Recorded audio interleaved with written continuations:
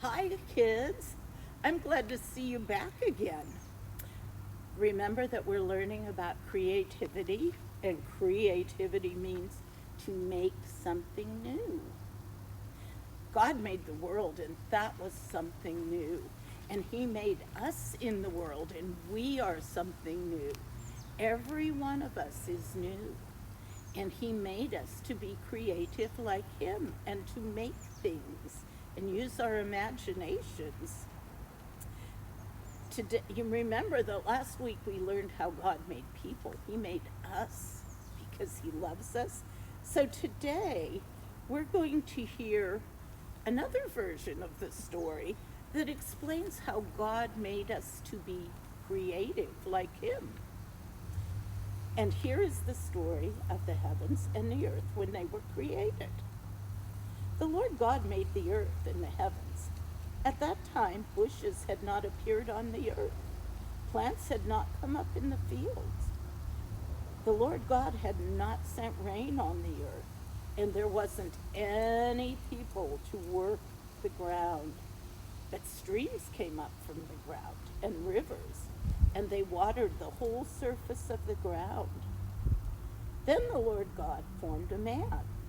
We remember that from last week. He made him out of the dust of the ground, and he breathed the breath of life into him, and the man became a living person. The Lord God planted a garden in the east.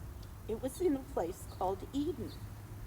There he put the man he had made. The Lord God made all kinds of trees grow out of the ground. Their fruit was pleasing to look at and good to eat. The tree that gives life forever was in the middle of the garden. The tree gives the ability to tell the difference between good and evil was also there. A river watered the garden, and it flowed from Eden. From there, it separated into four other rivers. The name of the first river is Pishon. It winds through the whole land of Havilah. Gold is found there. The gold of that land is good. Onyx and sweet-smelling resin are also found there. The name of the second river is the Gihon. It winds through the whole land of Cush. The name of the third river is the Tigris. It runs on the east side of Ashur. And the fourth river is the Euphrates. The Lord God put the man in the Garden of Eden. He put him there to work the ground and take care of it. The Lord God gave the man a command. He said, "You can eat the fruit of any tree that's in the garden, but you must not eat fruit from the tree of the knowledge of good and evil. If you do, you'll probably die." Then God said,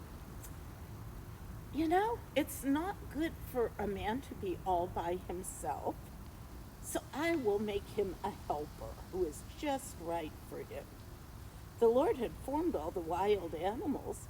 He'd also formed all of the birds of the air and made them out of the ground. And he brought them all to the man and asked him to see what name he would give them. And the name the man gave each living creature became its name. So the man gave names to all of the livestock. He gave names to all of the birds of the air, and he gave names to all the wild animals.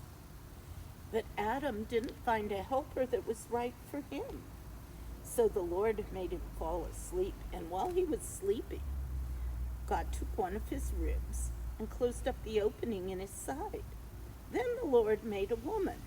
He made her from the rib he'd taken from the man, and he brought her to him. And the man said, "Her bones have come from my bones. Her body has come from my body. She will be called woman because she was taken out of a man." So God was creative. God didn't want us to be alone. I bet that when you guys are alone, it's fun for a little while, and then it's boring and lonely. I think that's how Adam felt. I think he was glad to have a helper. And I think that God made all of us to be God's helpers. He made us to take care of the earth and all of his creation. That means we have to protect the earth and recycle and take care of the animals and be good stewards of the earth. How can you be God's helper and take care of our earth? Think about that this week, and I'll see you all next week. Bye.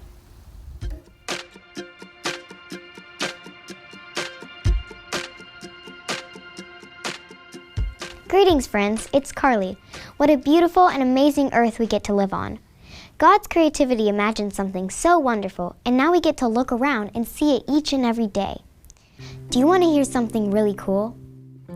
When God created human beings, God didn't just bring them here to sit around. They had an important role to play in creation. God had created so many animals that were living around the earth. But even though they had a home, they didn't have a name. It would be so hard to talk about animals if we didn't know what to call them. God brought the animals to Adam and invited him to name them. Adam got to show creativity and name the animals that were around: the bear, the cheetah, the shark, and the lizard. Wow! God also did something that was really awesome. God saw that everything God had created had a partner: the sun and the moon, the land and the sea, and the animals each had a partner too. God didn't want there to be just one human because that would be too lonely. So God created another human so they could be in a community. They were friends and they needed each other. Now everything that God had created had a partner, and all creation could live and grow together. The story of creation is really exciting to me. It reminds me that God creates beautiful and good things. It makes me want to go and look around and see if I see new things. I want to read about new animals and think about how cool it is that the earth is full of such difference and beauty. God made sure the community of creation had all it needed to continue to create. Guess what? That means you and me. We get to create with God. We get to use our imaginations and wonder about all the possibilities of what we can make and what we can do. God celebrates our creativity and has asked humans to use our imagination since the very beginning. So what do you want to create? What do you imagine or see that would be beautiful or helpful in our world today? We all get to play a part, and remember, we get to create with God. That's really awesome. Now, you get to wonder.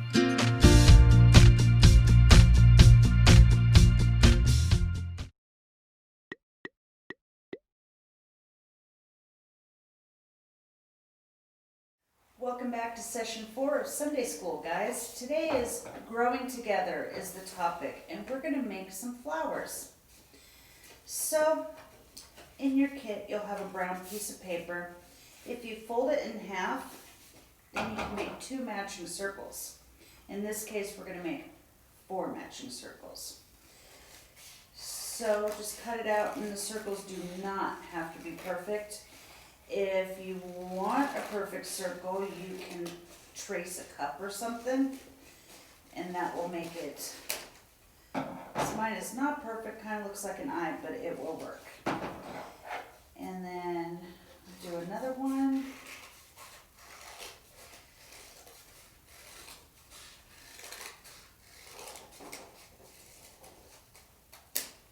All right, and then just put that aside. So, I have some, these are going to be flower petals.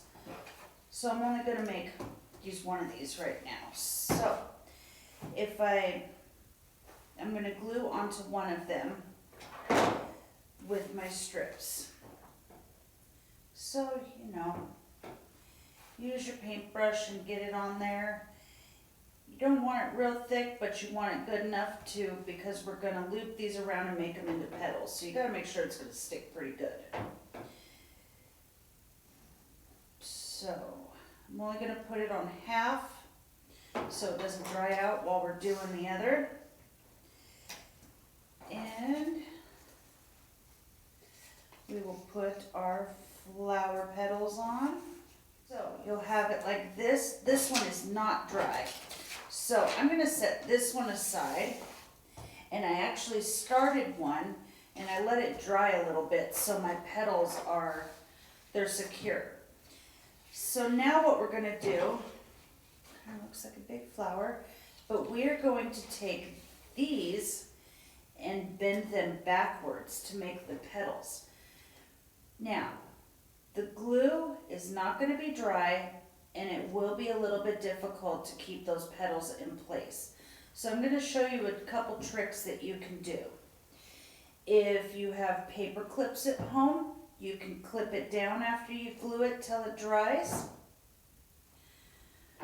Or what I'm gonna do is I'm gonna put something like a coffee cup or something. I happen to have a flower vase that has sand in the bottom of it from Vacation Bible School, actually, sitting here. So I'm going to use that for my weighted part. But paper clips, or if your parents have staples and they want to help you with it, that is perfectly good as well. So bend the petals back and just go around. Oh, see, my first one's already wanting to pop up. So kind of tricky. You might need an extra set of hands with your parents, or a sibling is also perfectly okay.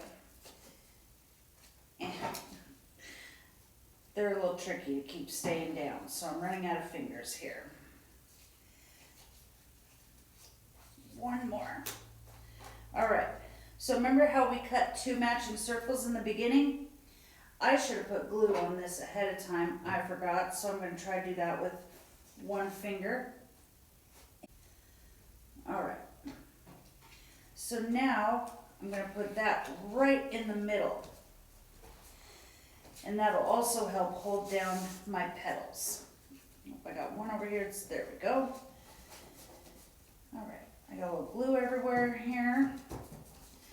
So once I put that other circle on, it holds together okay, but it's not dry yet. So that's a pretty cute flower, I would say.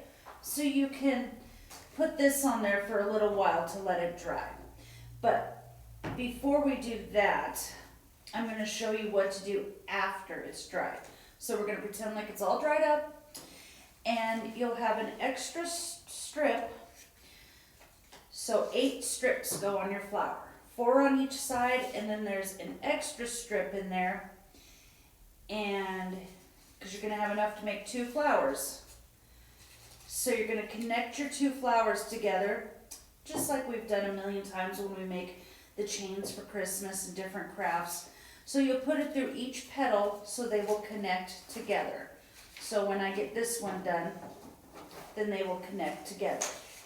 So that is my first flower. I'm going to work on my second flower for a minute, guys, and I will be right back. All right, so I have both of my flowers done. They've dried for a few minutes, so they're still wet, so it can still pop apart, so you got to be gentle. So there are my 2 flowers, and I'm going to connect them together with, like I said, just the one little,